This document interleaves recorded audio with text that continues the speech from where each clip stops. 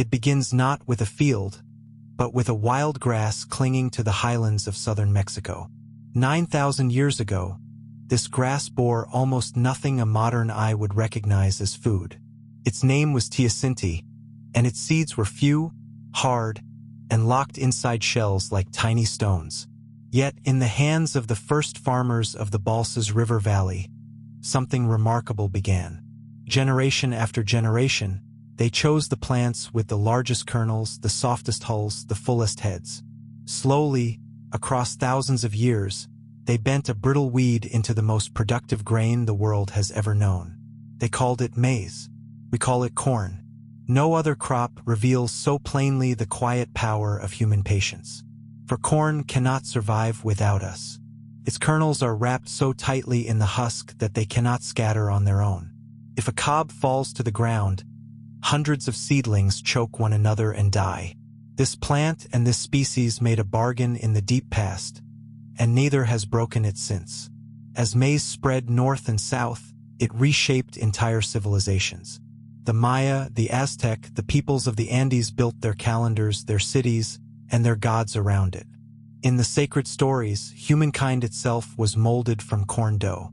Across 2 continents, the rhythm of planting and harvest set the rhythm of life. When European ships reached the Americas in 1492, they carried this golden grain back across the ocean, and within a single century it was growing in Africa, in southern Europe, and in the fields of China. A crop born in one valley had begun to circle the planet. To grow corn is to read the seasons.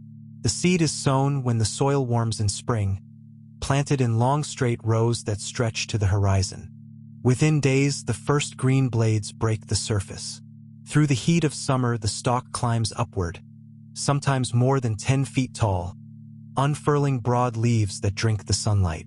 At the top, the tassel appears, shedding pollen on the wind. Below, each silk thread reaches for a single grain of that pollen, and from that meeting a kernel is born. A single ear may hold 800 kernels, each one a seed, each one a promise. By late summer, the fields turn from green to gold. The stalks dry, the leaves rustle, and the moisture leaves the grain. Then come the machines.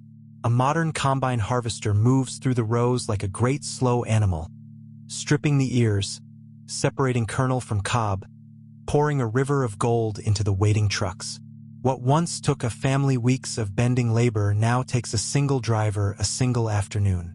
In the span of one lifetime, the harvest has been utterly transformed. Today, corn is the most produced grain on Earth. More than 1 billion tons are grown each year, more than wheat, more than rice.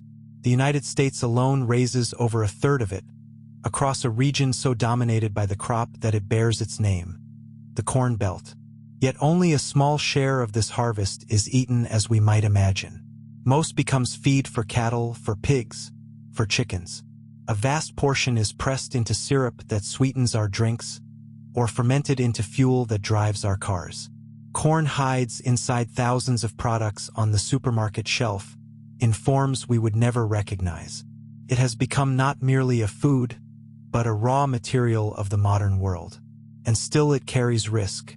So much of humanity now leans upon so few varieties that a single disease could ripple across the globe. The crop that conquered the planet has made the planet depend upon it.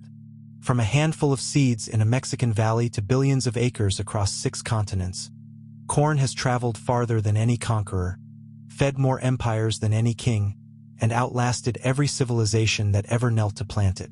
It asks only sunlight, water, and the steady hand of the farmer. In return, it has fed the world. The wild grass is long forgotten. The grain remains, swaying in the wind, waiting for the next harvest, as it has for 9,000 years.